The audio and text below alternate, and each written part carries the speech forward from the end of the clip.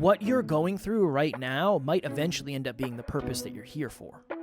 Or it might end up being the reason you do what you do. Or it might end up being your message, your mission, your gift to the world. It just doesn't seem like it in the moment. And obviously, if you're going through it right now, you can say to me, easier said than done, Kev, and I definitely understand. But that's probably the number one lesson I've learned. If you don't actually have high self-belief, intellectually you might think you do. That's not what I'm talking about. Thinking you have high self-belief is very different than actually having subconscious and unconscious self-belief. That's why I love the Inside Out movies. Next Level Nation, welcome back to another episode of Next Level University, where we help you level up your life, your love, your health, and your wealth. Today, for episode number 1800, another milestone has been crossed. Thank you to each and every one of you for being along for the ride, whether you've been here forever or you're just joining.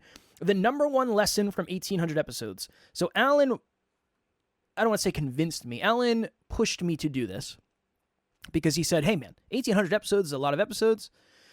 I know it's not 2000 episodes.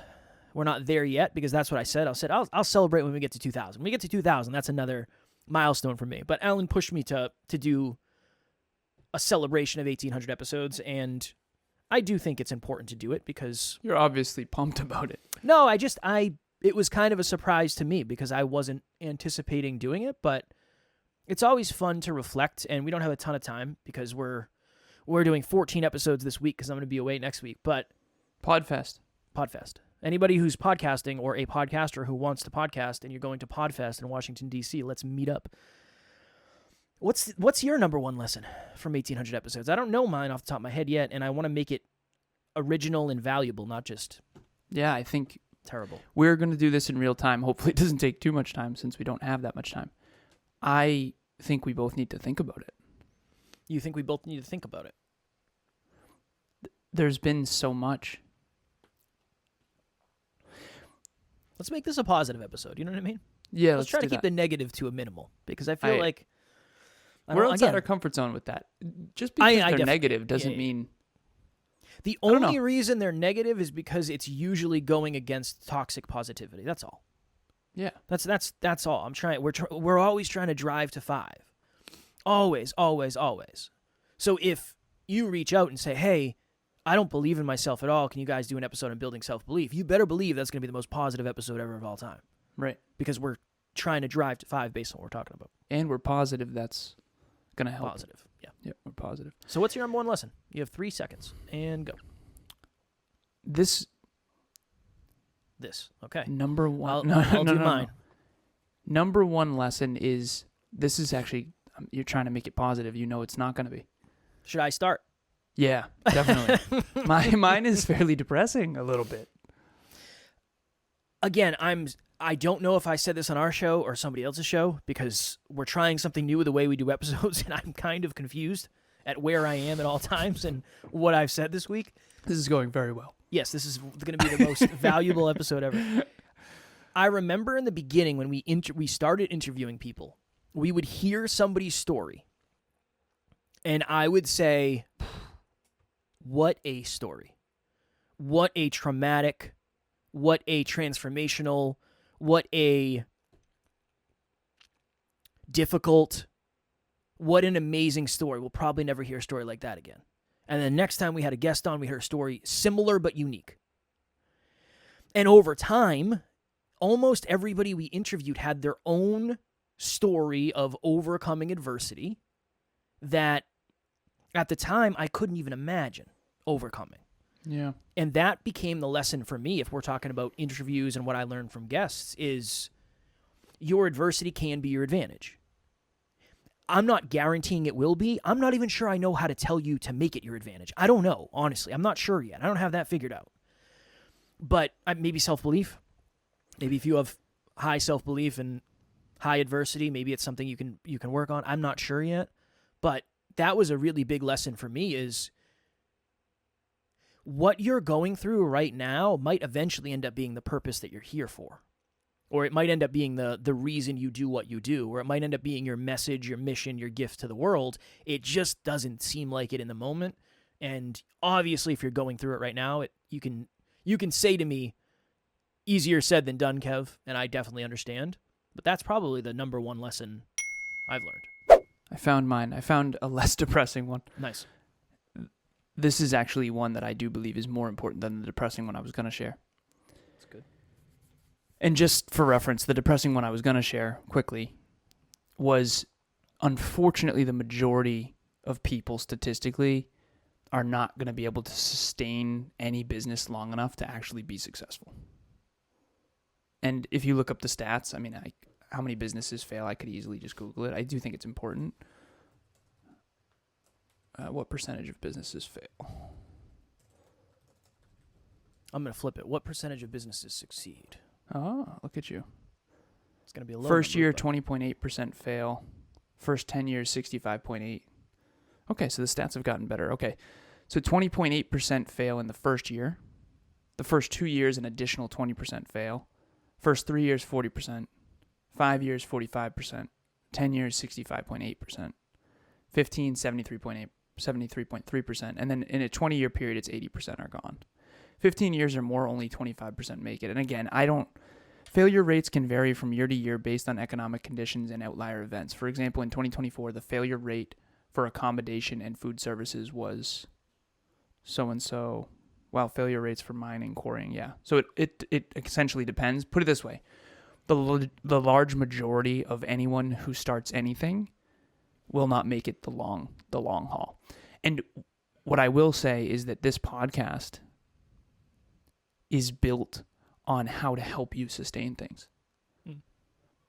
And the positive of that is that if you actually can be consistent long term, you almost guarantee that you will eventually succeed, even if it's not at the level you hoped. Yeah. Right? Okay. Yeah, what's the positive one, huh? The positive lesson. And again, maybe it depends how you interpret this as positive, but I think it'll be really helpful for everybody. I've come to realize through you and I have a very, very, very unique perspective because of each other. I think we have two different core wounds. We have two different core fears that are both complementary as long as we can get along. So the two main buckets that I've talked about, and again, this is high level for any of the clinicians or psychologists, I understand that this is not the whole picture. This is just an oversimplification to make it practical for podcast listeners. Please, no one villainize me. On the one end, you have what's known as a defective in internal family systems, which is someone who doesn't believe in themselves, who struggles with self-doubt, and their core wound is being seen as a failure. Their deepest fear. Their deepest fear is being seen as a failure. They don't want to be seen as a failure. They'll do anything not to be seen as a failure. Unfortunately, because of that, they kind of can't take risks on the success front. When it comes to do the speech, do the podcast, put yourself out there, tell your friends and family you're going to do something, take out that loan to start that business. If you're afraid to be seen as a failure, you're kind of trapped by that in a way. Maybe you're afraid to get a divorce because you're afraid of what your family might think. The quote-unquote perfect couple that you are portraying that isn't actually perfect. You don't want that phoenix to burn down to rise anew. And unfortunately, you'll stay unfulfilled rather than be seen as quote-unquote a failure. That's the defective side, and I understand now, and I have empathy for that way more than I ever have, and I totally get it. The other bucket is unlovable, and the other bucket, the deepest fear is abandonment or being villainized. The superpower of the defective, I think, is relatability. I think you fit in easily. I think you get along with people most likely, and you tend to be in the statistical norm in most rooms. Like, you feel like you fit in. And you resonate more with Kev than I do, than with me, for sure. That's one thing that's been very clear. You want to talk about learning something from 1,800 episodes? Almost everyone, and I've seen no exception to this, by the way, everyone who resonates more with you than with me is on that other core wound. Has your core wound. Makes sense. Makes perfect sense. NLU listener, what is happening? I just wanted to jump in here and let you know if you want to get to the next level faster, we have a free virtual monthly meetup at the first Thursday of every month, 6 p.m. Eastern Time. You can connect with like-minded people and become a bigger part of this amazing global community. The link to register will be in the show notes. The unlovable bucket is you're afraid to be villainized. You're afraid to be attacked. You're afraid your character will be attacked. You're afraid that you're not a good person. You're afraid your core wound is unlovable, and all you've ever wanted is unconditional love. It's almost like success is great, and you feel like, but that's not really what's underneath it. And so again, the oversimplification quote that Kev came up with is, you're afraid that all of you is not enough, or you're afraid that all of you is too much.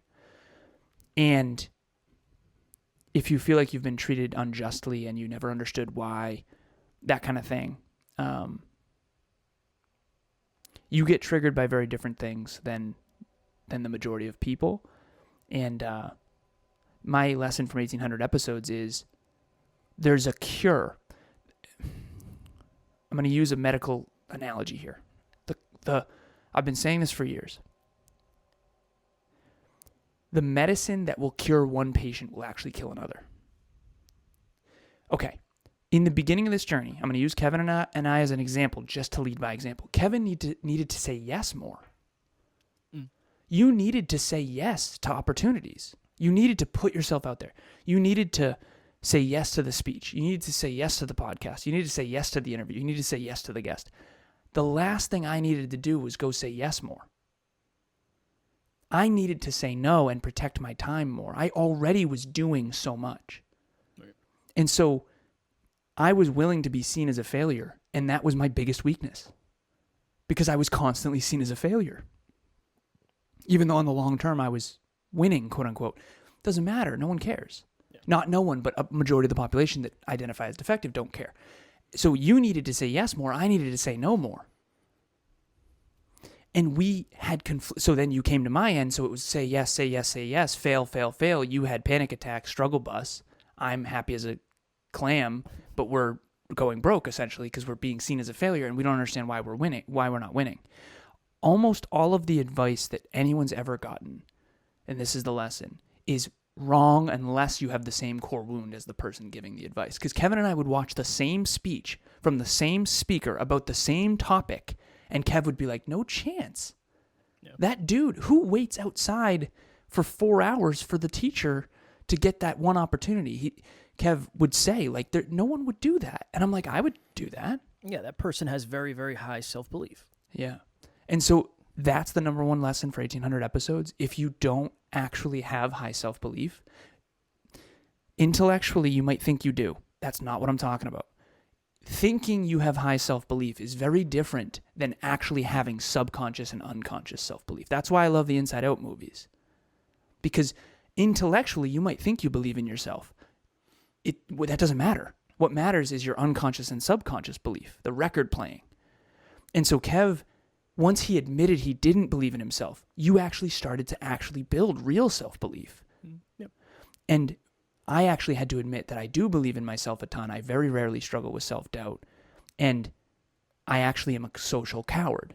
And that's actually the issue. So it's almost like all of us are getting advice, but we're probably getting advice from the wrong people, because the people who make it to the top 1% of any industry typically are not people who struggle with self-belief. Not always, but typically. Often. And that's why I gave bad advice in the past, and I didn't know it because I didn't have the same core wound as you. Well, I think both of us have given bad. You can only give advice to the awareness you have. You can't give advice beyond the awareness you have. And it's really hard to give advice beyond the experience you have, because then it's just theory. It's just, I don't know, I'd imagine it goes this way. But that's why in the very beginning, I struggled to find people to listen to because I knew they didn't understand me. Anybody who's Can ever you give said, an example of that? Kev, just believe in yourself more. Thanks. Who is an example of someone who was a podcaster that you couldn't listen to because they didn't understand? I didn't really listen to podcasts. Okay, well, whatever. Books or whatever. What's a speaker that I resonated with that you didn't? Tom Bilyeu. Okay, can we go into that quickly? No, I literally have 3 minutes before my call. We have to go. Oh, We have to damn. go. Okay. I Yeah. told Alan, I said we're only gonna have 20 minutes for this episode, so it's gonna My be bad. it's gonna be a tight one. In one sentence, what was the difference between you and me in that? He was speaking. Not even that example, but okay, if we're using that example, Tom thought he was speaking to most people, when in reality he was speaking to, I would say, the smaller segment of humans. Yeah. But not everybody knows what advice is good for them yet. Yeah. It's inspirational. It's inspirational to hear stories and for somebody to say, all you have to do is believe in yourself more. That's inspirational for a moment, but that is not transformational. There's a difference between inspiration and transformation. That's fair. And I could tell that they just didn't. That's not my experience. I Could know people I don't tell believe that in I don't myself. get them Yes. in the beginning? Yeah. Yes. Yeah. 100%. 100%. Yeah. I And can now tell you I didn't get me. now I know that I don't get you. Yeah. Yeah. And I admit that. And ironically, I actually do get you now more. Right. Yeah, deep one. We're going to have to do a part 2. I knew this was going to happen. I predicted it. Because these episodes it's hard because you never know where you're going to go. It's different. It's a different flow than a normal, okay, we have a story, we're going to dive into it.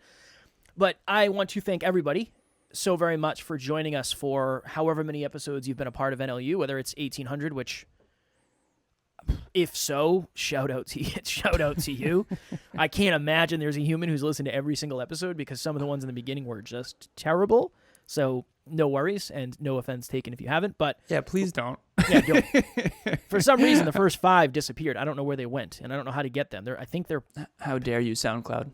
I think they're potentially gone forever. But yeah, it's wild. We get to do this every single day. We get to do this for a living. We have a business. We have an amazing team. It's weird I have how the this is video all of the happening. first one we did together. I have the video on my iPhone. Well, that.